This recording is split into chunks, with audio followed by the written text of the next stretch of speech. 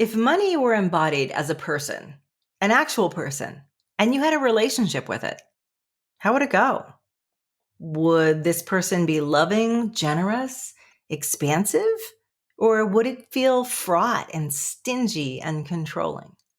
In this interview, I talk with Morgana Ray about our relationship with money, our scarcity thoughts about money, and how we can develop a really different relationship with money.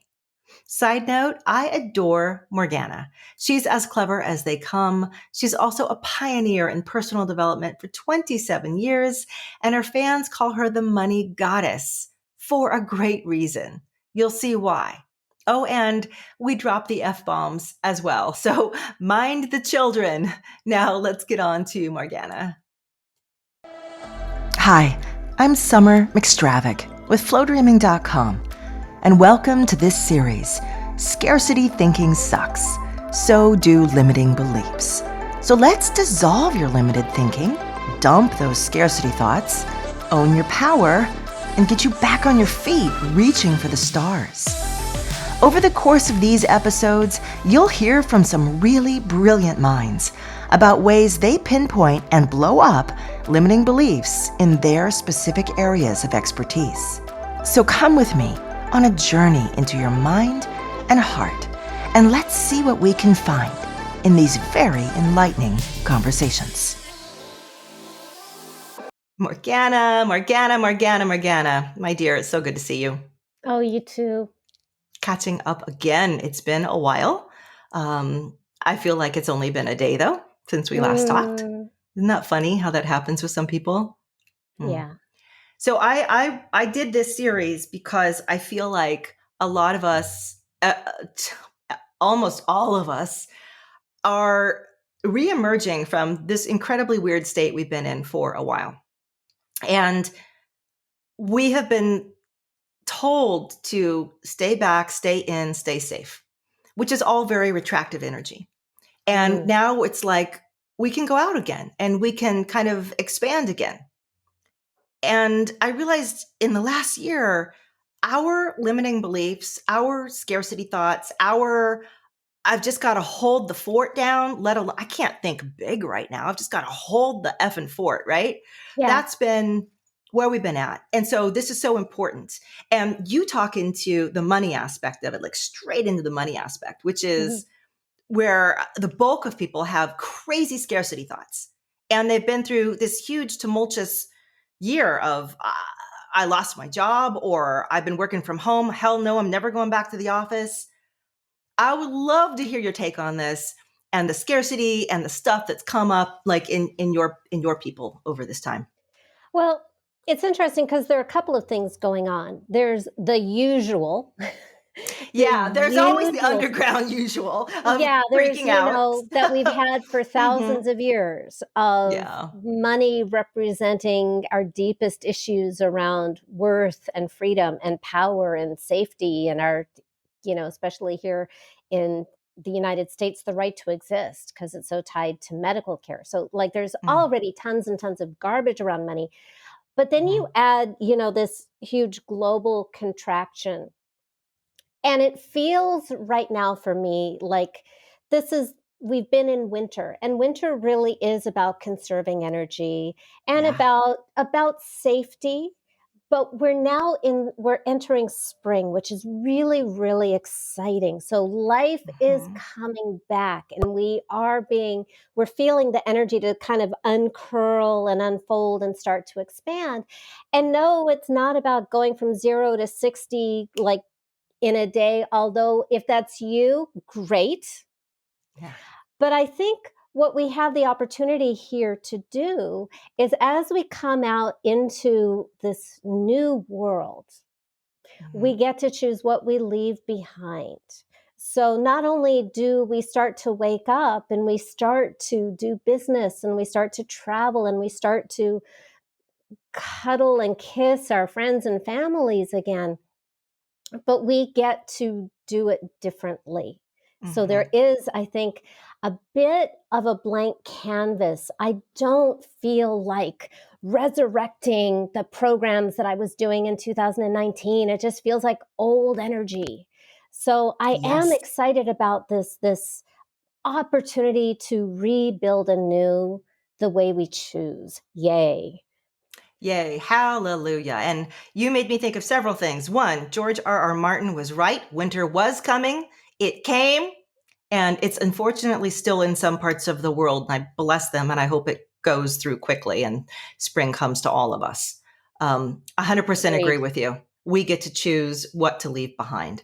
So what beliefs about money and scarcity should we be leaving behind? I know that's like a Pandora's box, but go for Yeah. it. Well, in my experience, and I've been formally coaching, with the C title, the coach title, Yeah.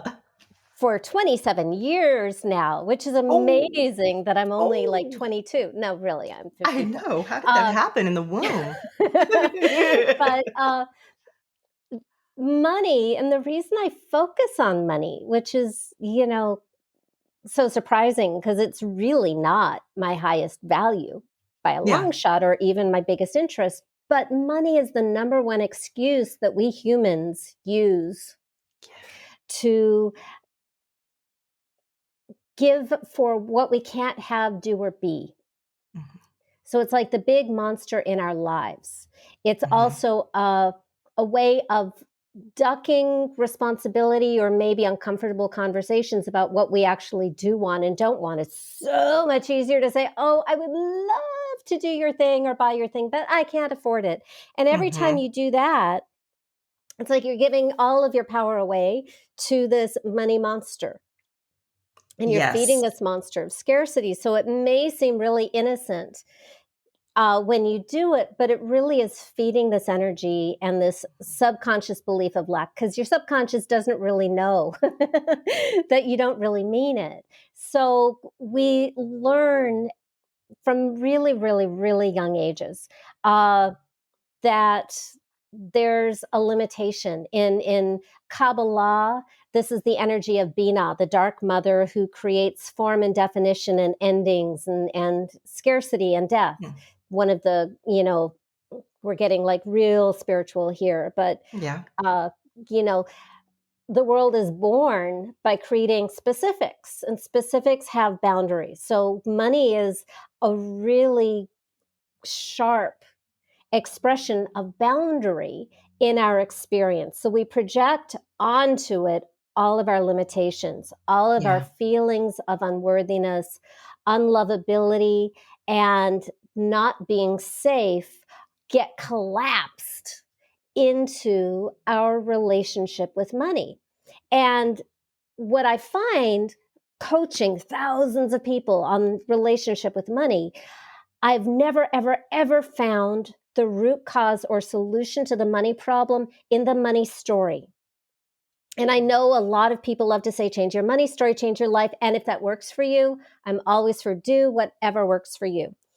It didn't work for me, and I've never actually seen that work because the money story is the surface. It is what it is kind of the result of the stuff before the money story. So Mhm. anything that ever made you feel rejected, not good enough, not loved.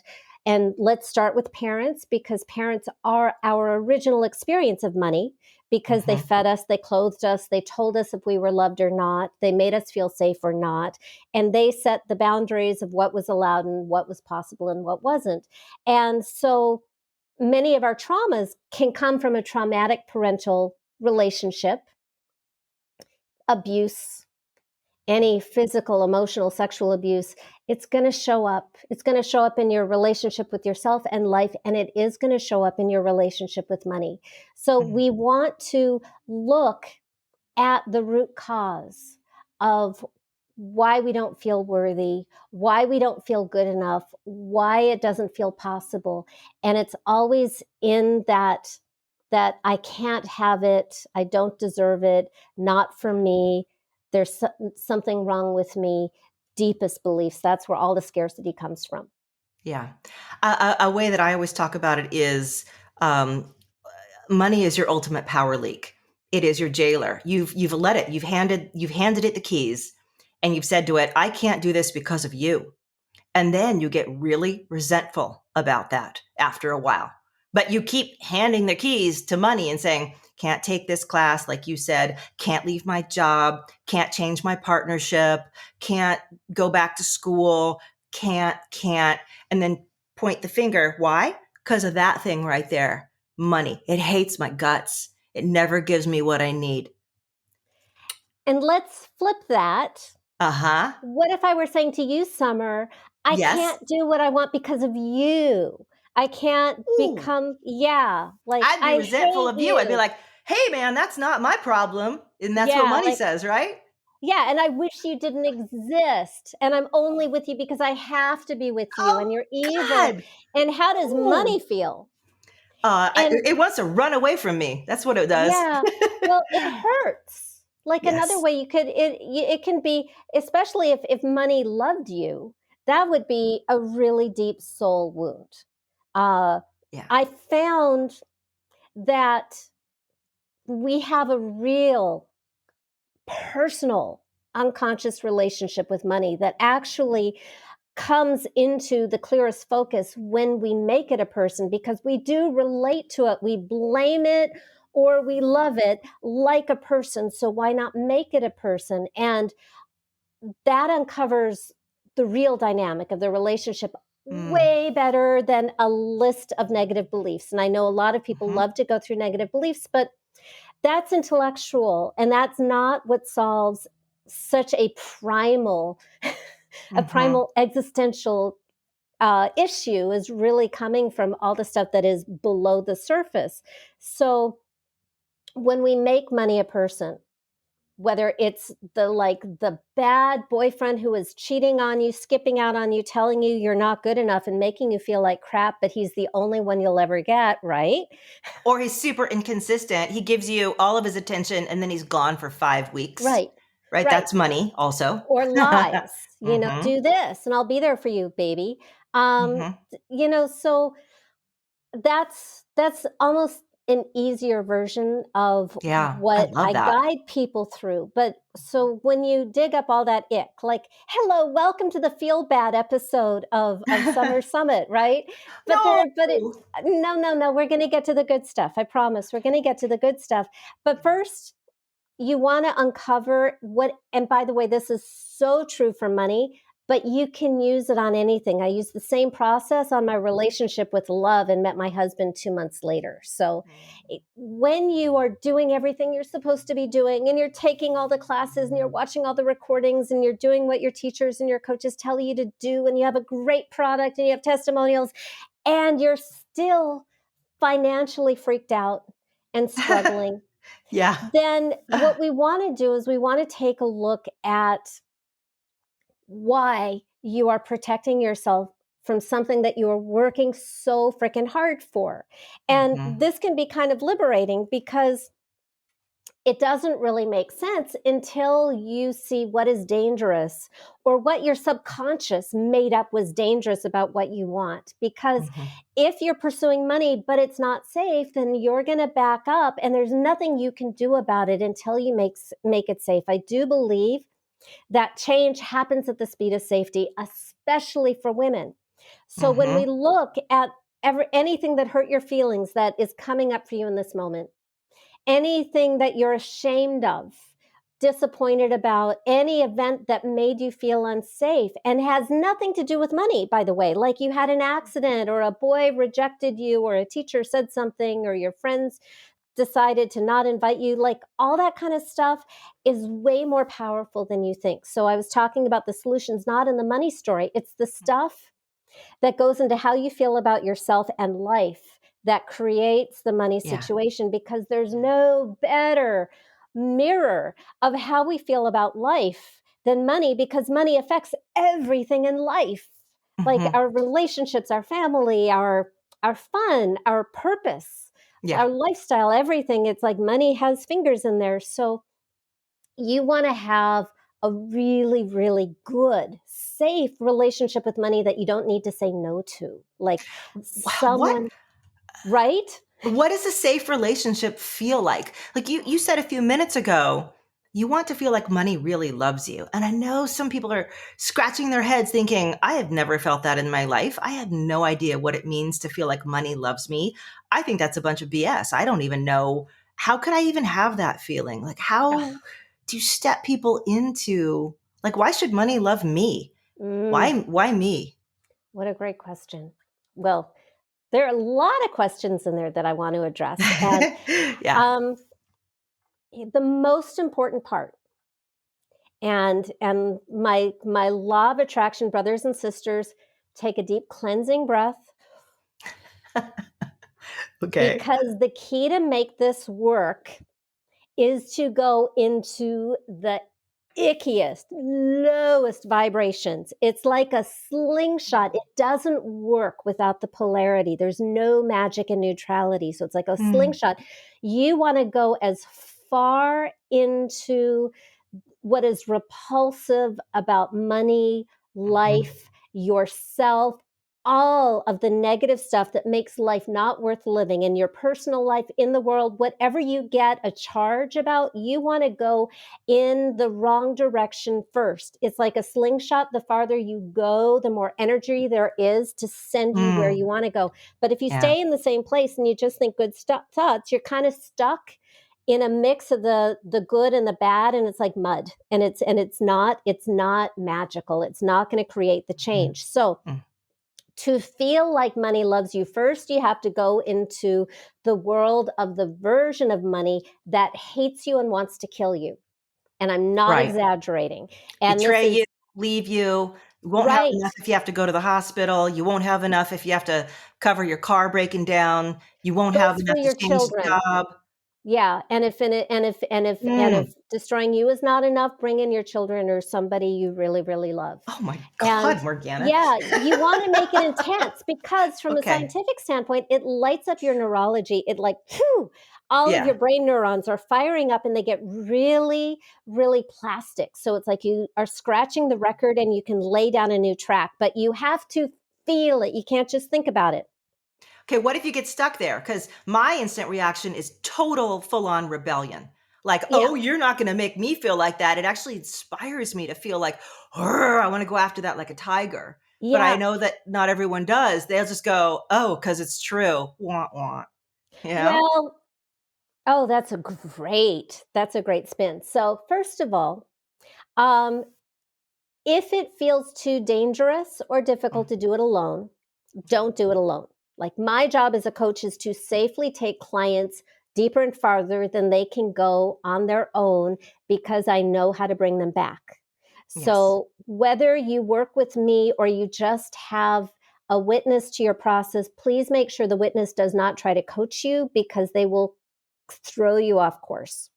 If they aren't trained and don't know how to do this, just having somebody just be silent and there can be like uh, a rope, a presence to bring you back. It just a little safety valve.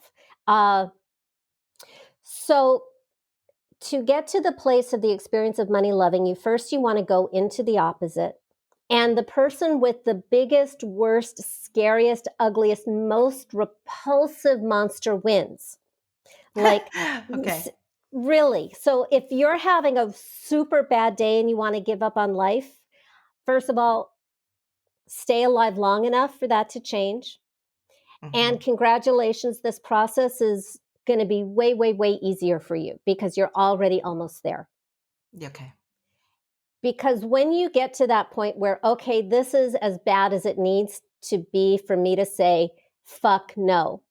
I'm because you gave me permission to swear. Yeah, I'm, this I'm is cashing it explicit. in right now. We're marking it. Yeah. Yeah, okay. That's when you make a decision. It's like my mother loved the show Highlander back in the 80s, where there can only be one, Yes. and there can only be one. It's going to be you or this money monster, because the ultimate purpose of the money monster is to make life not worth living and to kill you when allowed to, fulfill its obvious natural propensity to destroy the planet, to just destroy everything that's worth living. So you get a choice. It's going to be you or it. So And slay the beast. Exactly. Mm. And from that energy, you do want to slay the beast. You don't want to It, agree with the beast. Like, yeah, no, you're right. Yeah, no, you're by right. the way, the beast can be super duper duper sneaky. It can Mm. say really horrible things about you and make it sound like it's your own voice or Mhm. your mom's voice or culture or reality. But it can be really, really sneaky because it is fighting for its own survival.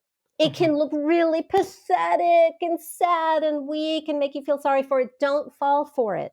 Its Mhm. only purpose in existence is to kill you Okay.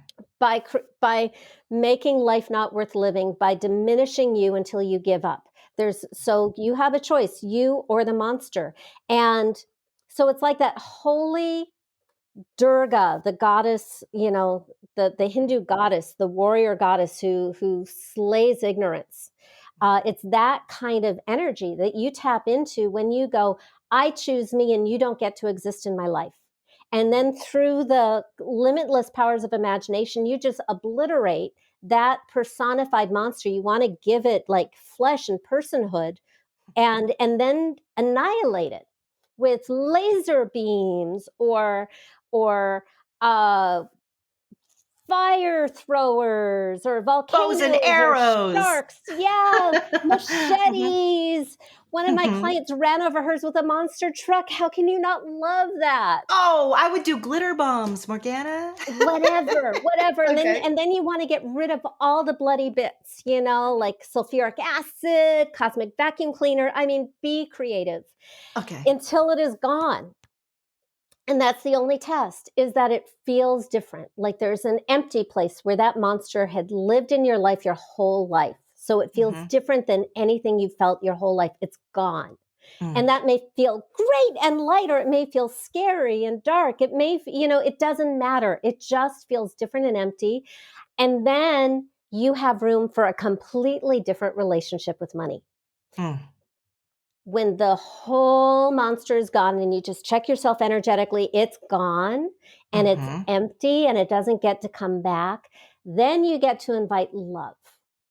Imagine money, big air quotes here, as love, as the god of love. Like, uh, we tend to think of Cupid as a baby, so that doesn't work, but think more like, Arrows. Adonis or something. Uh-huh. Eros, exactly, like this Mm. yummy life partner who Mm. loves you more than anybody in the world, who is so sweet and sincere and shares your values and as powerful as the monster was. The money honey that I call this is even more powerful. That's why you want to have a really big monster, because that creates really big energy that creates a really big new force of love.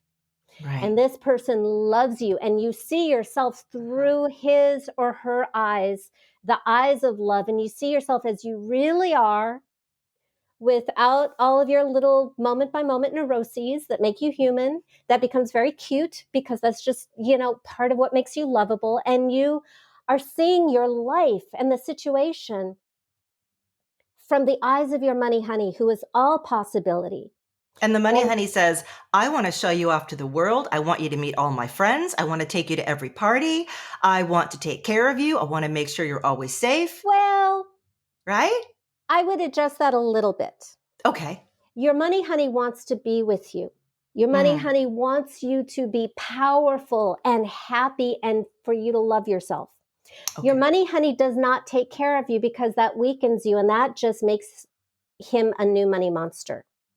Oh, okay. Instead, Yeah. your money honey goes, "Oh my God, you amazing goddess. You can do anything and we are going to do it together. And I Yes. will and I will kick your butt when you are thinking that you are too small, Hmm. only because I love you and because I know who you really are and I want you to know who you really are." So this money honey loves you, believes in you, sees you better than you see yourself. By the way, doesn't kick your butt in a mean you're not good enough sort of way. It's just Hmm. occasionally we get complacent and this money as a spiritual teacher says, "Hey, I want you to wake up and do something fantastic." And sometimes something like a pandemic happens. Yeah. To wake you up, and it's like a portal into your next level of evolution. So it's not mean.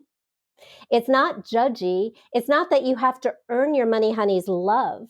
Mm-hmm. It's just that your money honey is a partner in your evolution and your purpose in the world and creating the world of your values. So I would ask, Yeah. because you have the gorgeous body, Summer, Oh, well, that gives thank you you. power in the relationship. So I would say what I encourage I have the when you body. first, yes, you do. We I've have got we the have bodies that physical.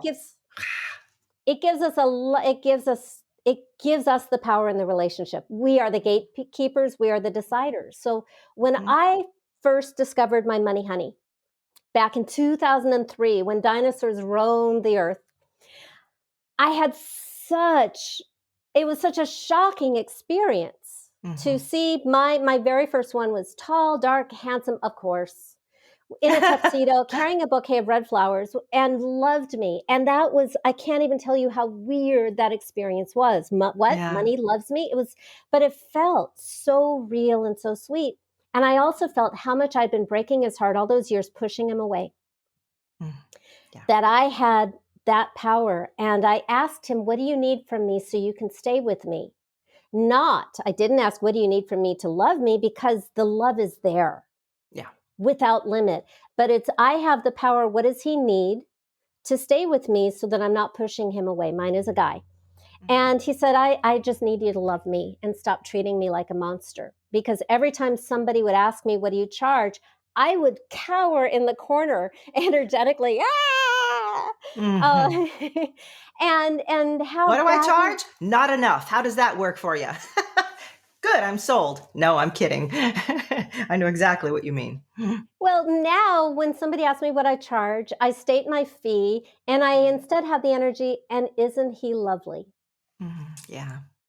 And I shut up and I let people make their decision. But that was the final piece, was Yeah. when money said, I need you to love me and stop pushing me away like a monster. It was like, Right. so what would that look like? And the two of us decided what that would look like. That when he brought me a gift, like somebody was considering hiring me, I would say, thank you. And I would stop being ashamed that I charge to help people. And the next day, 4 people hired me at double what I'd ever charged before. And it just kept coming. And I went from making $100 a month in Southern California, try to figure that out, to making millions of dollars. And the thing that made the difference was that inner shift. I stopped protecting myself from money as if my life depended on it. And instead, I come from a place of, how can I be loving? How can I be loving to this client? How can I be loving to my relationship with money? How can I be loving to the work and the world? And how can I be loving to myself? Mm-hmm. I'm just noticing we are almost at the end. It has flown by. I have a bazillion more questions about this. But I do know that there are some people who want to slay their money dragon and bring on their money god or goddess, or what would it be? Themness? Whoever, their money being that they're in love with and that loves them. Yes. What's the step? What do you've got something that people can kind of get introduced deeper into this with you? Yeah, we've kind of raced through the cliff notes, and Yes. I do have a master class that walks you through the 6 steps, and I name all the steps, and I walk you through it and how to get rid of your money monster Nice. with a little more leisure. And I understand, you can't master this in 20 minutes, and I don't expect you to. So I'm giving a longer, deeper class and resources to like dig into the little nitty gritty. That is my gift to this audience. Wonderful. Well, thank you. So what we'll do is we either have this link up already, it depends on if you're watching this, listening to this, but look around, you'll find the link attached to our interview together so everybody can get it. And of course, they can always go to you directly at morganaray.com. .com. Yeah, just look at my name and atta.com. I have more gifts and resources there for you too, like Yeah. hundreds of videos and articles. But I would start with the audio gift that Mhm. I want for this group.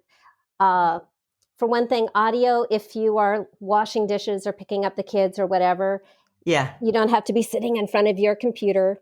I You know can I take love your audio time. best too. I know, but Videos are cool, but I listen a lot more than, I'm yeah. driving, I'm not looking at a screen. So So, I would start with the audio class first and then okay. dive into my blog, dive into my videos, dive Yeah. into my money love quiz and see, where you already have superpowers and where you want Mhm. to put some focus and energy. But start with the audio class. I have had so many reports from people who listened to it who had really, really big breakthroughs just from that. We're talking Mm. tens of thousands of dollars and more.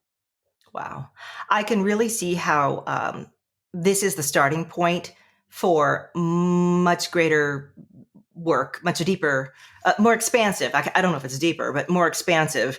The career things that are attached to this, the life purpose things, and your own spiritual joy that is all kind of hanging back behind this money thing first, and clearing that opens door after door after door, all these other areas of your life getting easier. Thank you, Morgana. Gosh, it was great. Oh, My go ahead. You're going to pleasure. reply. Yeah, I was going to say in my experience, as soon as money is no longer the bad guy, all the real stuff shows up, starting with love. Love is like the next thing that shows up. The good news is it's all kind of holographic, which means that slaying your money monster is also so wrapped into love and your love monster that just slaying the money monster is going to have positive effects on all your other relationships: Yeah. love, work, family, body, and most of all, yourself in life. And that is a perfect ending line. Thank you so much for hanging out with me Mwah. today. And mwah, I'm sure you and I will talk again soon. And to everybody watching and listening, thank you guys for joining us. And I hope you're inspired to go kick some Money Monster butt. All right. Thanks, Morgana.